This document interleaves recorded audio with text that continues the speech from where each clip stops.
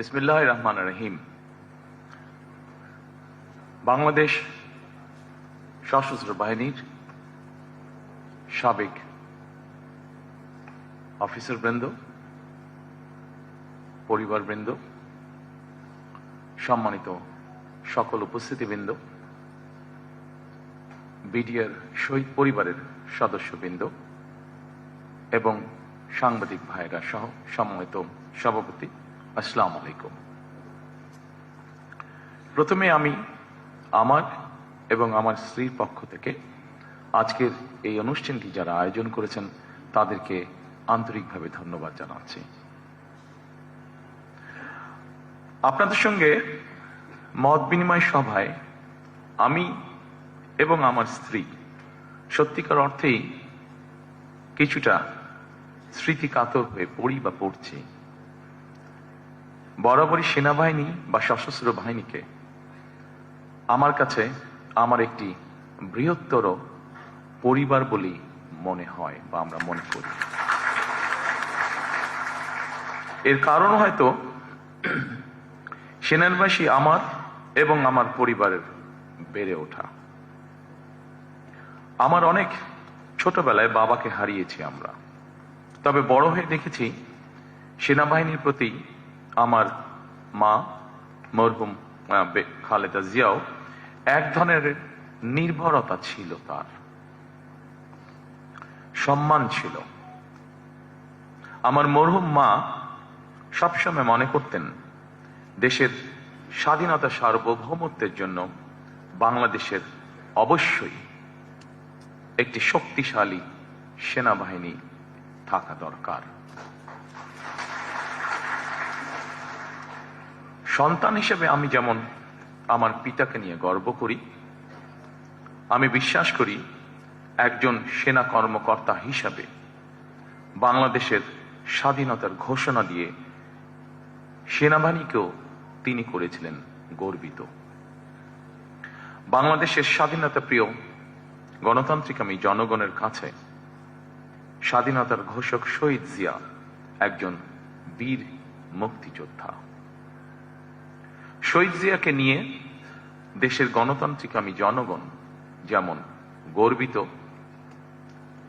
আমি দৃঢ়ভাবে বিশ্বাস করি, আমাদের পরিবার দৃঢ়ভাবে বিশ্বাস করে, ঠিক একইভাবে বাংলাদেশের সশস্ত্র বাহিনীও তেমনই গর্বিত। জনগণ সেনাবাহিনীকে দেশের স্বাধীনতা সার্বভৌমত্বের নির্ভরযোগ্য প্রহরী হিসাবে মনে করে। সেনাবাহিনীকে ভিন্ন কাজে সংযুক্ত করা হলে সেনাবাহিনীর মূল উদ্দেশ্য ব্যাহত হয় বলে আমি মনে করি। বিগত ১.৫ দশকে দেশের স্বাধীনতা এবং সার্বভৌমত্ব রক্ষায় সেনাবাহিনীর ভূমিকা এবং গৌরব সম্পর্কে সেনা কর্মকর্তা এবং সদস্যরা নিজেরা নিজেদের বিবেককে জিজ্ঞেস করলে হয়তো অনেক প্রশ্নের উত্তর খুঁজে পাওয়া যাবে। দেশ ফ্যাসিবাদ আর তাবেদারের অপশক্তির কবলে পড়ার পর শুধু গণতন্ত্র এবং মানুষের স্বাধীনতাই ভুলুণ্ঠিত হয়নি, বরং একই সাথে দেশের স্বাধীনতা সার্বভৌমত্ব হুমকির মুখে পড়েছিল। এমনকি ২০০৯ সালের ফেব্রুয়ারি মাসে বিডিআর পিলখানায় পরিকল্পিত সেনা হত্যাযজ্ঞের পরও এমন নির্মম হত্যাযজ্ঞের দিনটি খোদ সেনাবাহিনীও যথাযথ গুরুত্বের সঙ্গে পালন করতে পারেনি অথবা পালন করতে দেওয়া হয়নি তাদেরকে। সেনাবাহিনীর হারানো গৌরব ফিরিয়ে দেওয়া হবে। উপস্থিত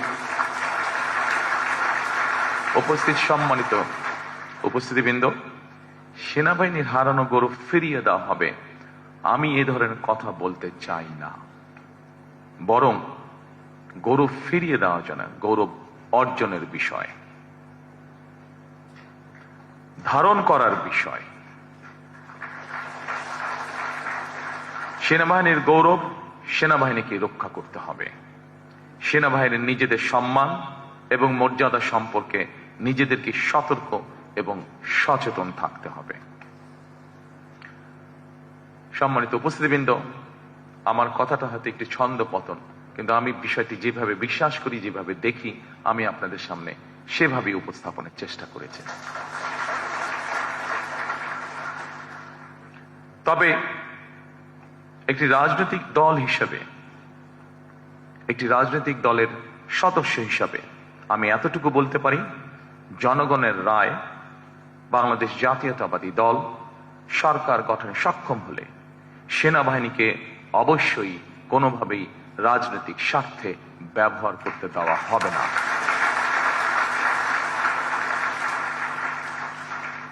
সেনাবাহিনীর গৌরব ভুলুণ্ঠিত হয় এমন কিছু বিএনপি অতীতেও করেনি, বর্তমানেও না, এবং ইনশাল্লাহ ভবিষ্যতেও বিএনপি করবে না। কারণ বিএনপি সবসময় বাংলাদেশের পক্ষের দল। বিএনপি সবসময় বাংলাদেশের স্বাধীনতা, সার্বভৌমত্বের পক্ষের শক্তি। রাজনৈতিক দল হিসেবে বিএনপি রাজনীতির মাঠে শক্তিশালী থাকলে বাংলাদেশের স্বাধীনতা, সার্বভৌমত্ব শক্তিশালী থাকে।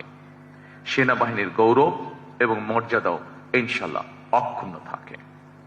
সেনাবাহিনী অবশ্যই রাজনীতি সম্পর্কে সচেতন থাকবে, তবে রাজনীতিতে বিলীন হয়ে যাওয়া অবশ্যই উচিত হবে না।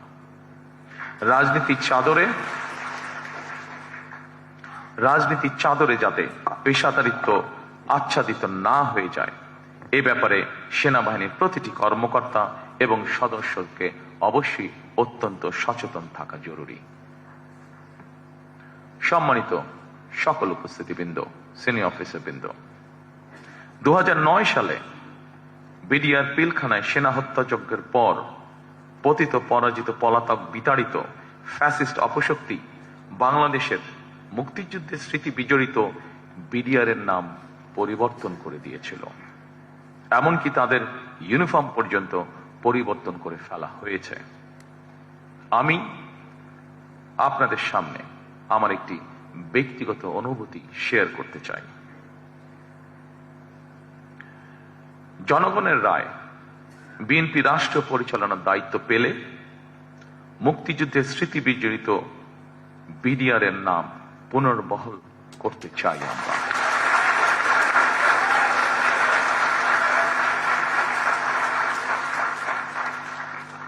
ভবিষ্যতে যাতে কখনোই এই ধরনের ঘটনা না ঘটে, সেই লক্ষ্যে সেনাবাহিনীর সঙ্গে আলোচনা করে বিডিআর পিলখানা সেনা হত্যাযজ্ঞের দিবসটিকে শহীদ সেনা দিবস অথবা সেনা হত্যাযজ্ঞ দিবস অথবা জাতীয় শোক দিবস হিসেবে ঘোষণা করার পরিকল্পনা আমাদের রয়েছে।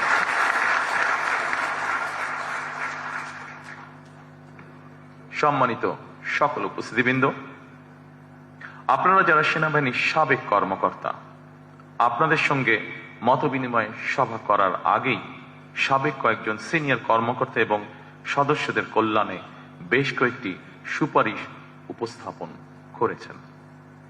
জাতীয় নিরাপত্তা পরিষদ গঠন, সেনা আইনের কিছু কিছু বিধিমালার পরিমার্জন কিংবা সংস্কার সহ এইসব সুপারিশমালাগুলি অবশ্যই গুরুত্বপূর্ণ বলে আমি ব্যক্তিগতভাবে মনে করি। তবে এই মুহূর্তে এতটুকু বলতে পারি, আগামী 12ই ফেব্রুয়ারির জাতীয় নির্বাচনে জনগণের রায় আল্লাহর রহমতে ইনশাল্লাহ বিএনপি রাষ্ট্র পরিচালনার দায়িত্ব পেলে আপনাদের উপস্থাপিত এইসব সুপারিশমালা বাস্তবায়নের জন্য সেনাবাহিনী সাবেক এবং বর্তমান কর্মকর্তাদের সমন্বয়ে আমরা একটি কমিটি গঠনের পরিকল্পনা করেছি। এই কমিটির সুপারিশ অনুযায়ী দাবি দেওয়াগুলি পরীক্ষা নিরীক্ষা করে প্রতিটি সুপারিশ পর্যায়ক্রমে ইনশাল্লাহ আমাদের বাস্তবায়নের ইচ্ছা আছে। পরিশেষে আমি হয়তো সকল কথা এতক্ষণ পর্যন্ত যেগুলো বলেছি, সেই কথাগুলোর মধ্যে হয়তো অনেকেই আশ্বস্ত হতে পারেননি, কিছু কথা হয়তো রেখে দিয়েছেন। তবে পরিশেষে সেনাবাহিনীর সাবেক কর্মকর্তা এবং সদস্যদের একটি দাবি ছিল, 1 rank 1 pay নীতি। আমি আপনাদেরকে অত্যন্ত আনন্দের সঙ্গে জানাতে চাই যে ইতিমধ্যেই আমরা আমাদের দলীয় ম্যানিফেস্টোতে ওয়ান র্যাঙ্ক ওয়ান পে অন্তর্ভুক্ত করে নিয়েছি এবং এটি আমরা বাস্তবায়নের ঘোষণা এরই মধ্যে জাতির সামনে উপস্থাপন করেছি। ইনশাল্লাহ বিএনপি সরকার গঠন করলে পরে 12 তারিখে নির্বাচনে এটি আমরা যত দ্রুততার সঙ্গে সম্ভব বাস্তবায়ন করব আমরা ইনশাল্লাহ। পরিশেষে সকল উপস্থিতিবৃন্দ, আপনাদেরকে আন্তরিক ধন্যবাদ আবারও জানাতে এসেছি আমাকে এবং আমার স্ত্রীকে আজকে এই সুন্দর অনুষ্ঠানে আমন্ত্রণ জানানোর জন্য। সকলে ভালো থাকবেন ইনশাল্লাহ, সকলে সুস্থ থাকবেন ইনশাল্লাহ। আসুন আমরা চেষ্টা করি আমাদের প্রত্যাশিত একটি সুন্দর নিরাপদ বাংলাদেশ যাতে আমরা গড়ে তুলতে পারি। ধন্যবাদ সকলকে। আসসালামু আলাইকুম।